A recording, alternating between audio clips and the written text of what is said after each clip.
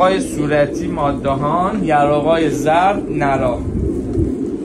تعداد کفتر هم زیاده. ما نرا ماده اونو با هم می‌خریم. موقع جدا شدن باید یه فرمون بگیرن. یک